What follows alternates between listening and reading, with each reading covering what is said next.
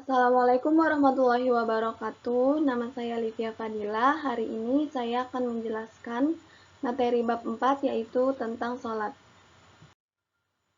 Sholat menurut bahasa adalah doa, sementara menurut istilah ialah suatu ibadah yang mengandung perkataan dan perbuatan tertentu yang dimulai dengan takbir dan disudahi dengan salam. Hukumnya adalah fardu ain bagi setiap orang muslim yang mukallaf yang ditetapkan dengan dalil Al-Quran, Sunnah, dan Ijma'. Allah berfirman dalam Quran Surat Al-Hajj yang artinya, maka dirikanlah olehmu sholat dan bayarlah zakat, dan berpegang teguhlah dengan agama Allah, ia Tuhan kamu, malah sebaik-baik Tuhan dan sebaik-baik penolong.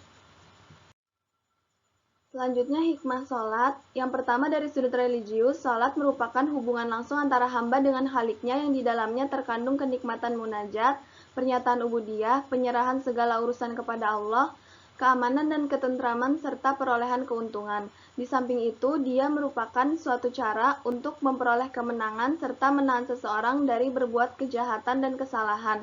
Yang kedua, secara individual, salat merupakan pendekatan diri kepada Allah, menguatkan jiwa dan keinginan, semata-mata mengagungkan Allah Subhanahu wa Ta'ala, bukan berlomba-lomba untuk memperturutkan hawa nafsu dalam mencapai kemegahan dan mengumpulkan harta.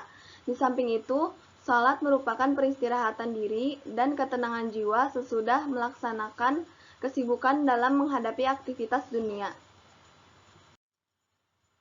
Selanjutnya waktu sholat, yang pertama sholat subuh, dimulai dari terbit fajar shadiq atau fajar kedua sampai terbitnya matahari. Fajar shadiq yaitu cahaya putih yang memancar di ufuk timur di waktu subuh dalam keadaan melintang dari kiri ke kanan. Yang kedua ada sholat zuhur, yaitu dimulai dari tergelincir matahari sampai bayang-bayang setiap benda sama panjangnya dengan benda tersebut.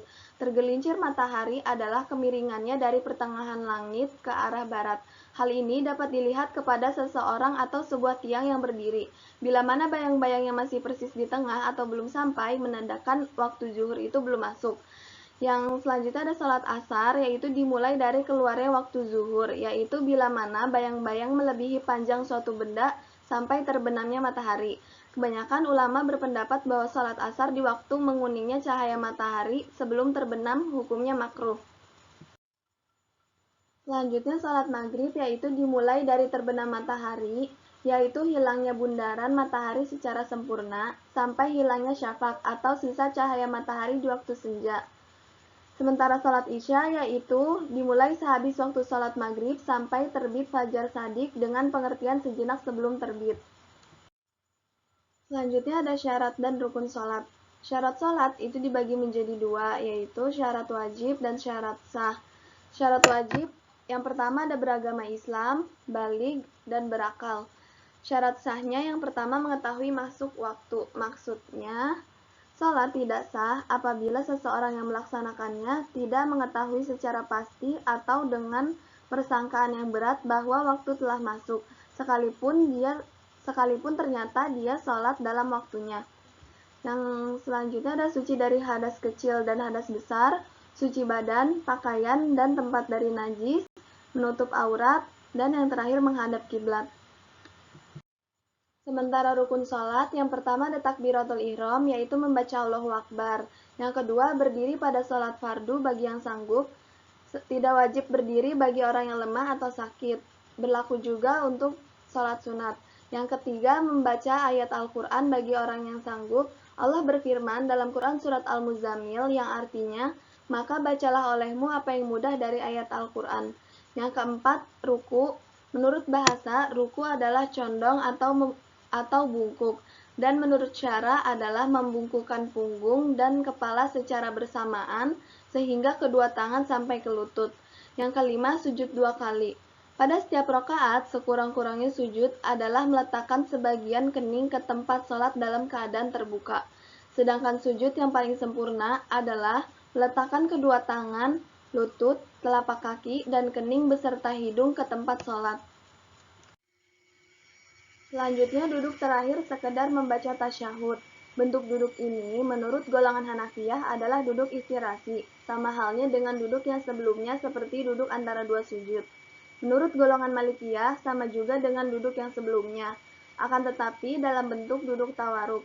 Sedangkan menurut golongan Syafi'iyah dan Hanabilah, Duduk yang terakhir adalah duduk tawaruk dan duduk yang sebelumnya iftirasi.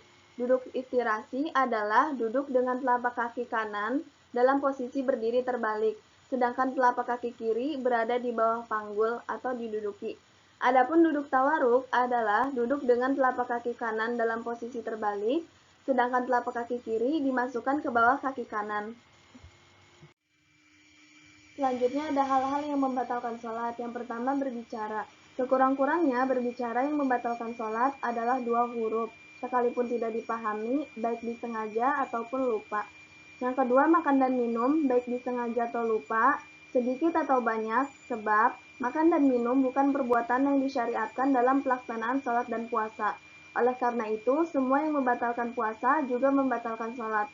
Yang ketiga, banyak bergerak secara berturut-turut selain gerakan yang biasa dilakukan dalam sholat. Karena perbuatan yang dipandang banyak dilakukan secara berturut-turut memberikan kesan terputusnya sholat. Yang keempat, ada membelakangi kiblat. Yang kelima, ada terbukanya aurat. Yang keenam, mendahului imam.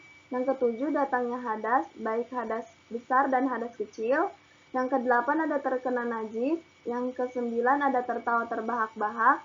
Yang ke-10 ada murtad, gila, dan pingsan. Yang ke-11 ada berubah niat. Dan yang terakhir ada salah dalam membaca Al-Quran. Selanjutnya ada pembagian sholat dari berbagai segi. Yang pertama dari segi hukumnya, yaitu ada sholat wajib dan sholat sunat. Sholat wajib contohnya yaitu sholat 5 waktu, sholat Jumat, dan sholat jenazah.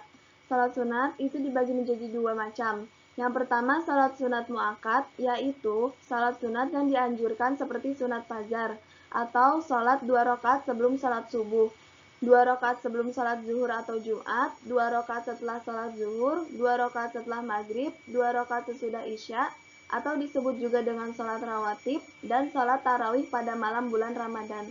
Yang kedua sholat sunat ghoiri muakkad, yaitu sholat sunat yang anjurannya tidak sekuat sholat sunat muakkad, seperti sholat sunat 4 rakaat sebelum asar, 4 rakaat sebelum isya, sholat sunat awabin, atau sholat 6 rakaat sesudah maghrib dengan 1, 2, atau 3 kali salam, sholat duha, sholat tahajud, sholat istikharah, sholat tasbih, dan sholat hajat.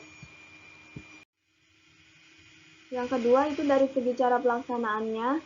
Yang pertama ada sholat jamaah, yaitu sholat yang dilakukan secara bersama-sama yang terdiri dari imam dan makmum. Sholat yang dilakukan secara berjamaah ini ada kalanya sholat wajib seperti sholat 5 waktu dan ada kalanya seperti sholat sunat seperti sholat tarawih. Ada kalanya juga diwajibkan berjamaah seperti sholat Jumat dan ada pula disunatkan seperti sholat 5 waktu. Yang kedua ada sholat munfarid, yaitu sholat yang dilakukan secara sendirian. Sholat ini ada kalanya memang tidak disunatkan berjamaah seperti sholat sunat rawatib atau sholat sunat yang mengiringi sholat wajib, seperti 2 rakaat sebelum fajar, 2 rakaat sebelum zuhur, 2 rakaat setelah zuhur, 2 rakaat setelah maghrib, dan lain sebagainya. Yang ketiga dari segi waktu atau penyebab dilaksanakannya. Ada sholat Jumat, yaitu sholat yang wajib dilakukan pada hari Jumat, baik yang balik, berakal, serta tidak dalam perjalanan sebagai pengganti sholat zuhur. Yang kedua ada sholat 2 hari raya. Yang pertama Idul Fitri pada tanggal 1 Syawal sesudah melaksanakan puasa Ramadan, dan yang kedua Idul Adha pada tanggal 10 Zulhijjah. Yang ketiga ada sholat khusyuk dan khusyuk. Sholat khusyuk adalah sholat yang dilakukan karena adanya gerhana matahari, sedangkan sholat khusyuk karena adanya gerhana bulan. Yang keempat ada sholat istisqa, yaitu sholat yang dilakukan untuk meminta hujan dari Allah. Yang kelima ada sholat khauf, yaitu sholat yang dilakukan ketika menghadapi musuh dalam perperangan. Dan yang terakhir ada sholat jenazah, yaitu sholat yang dilakukan pada orang mukmin yang meninggal dunia. Yang terakhir ada sholat jamaah dan keutamaannya. Sholat berjamaah banyak mempunyai manfaat, yaitu memperlihatkan kesamaan, kekuatan barisan, kesatuan bahasa, pendidikan, untuk mematuhi peraturan atau keputusan bersama demi mengikuti pemimpin, dan mengarahkan kesatuan tujuan yang maha tinggi, yaitu mencari ridho Allah. Melalui sholat berjamaah akan terbina sikap saling mengenal, saling menasehati, dan memberikan pelajaran, tumbuhnya rasa kasih sayang dan tolong-menolong atas kebaikan dan takwa. Di samping itu, dapat juga memperhatikan orang-orang yang lemah, sakit, dan orang yang dalam kesusahan, sehingga persoalan-persoalan mereka dapat diatasi.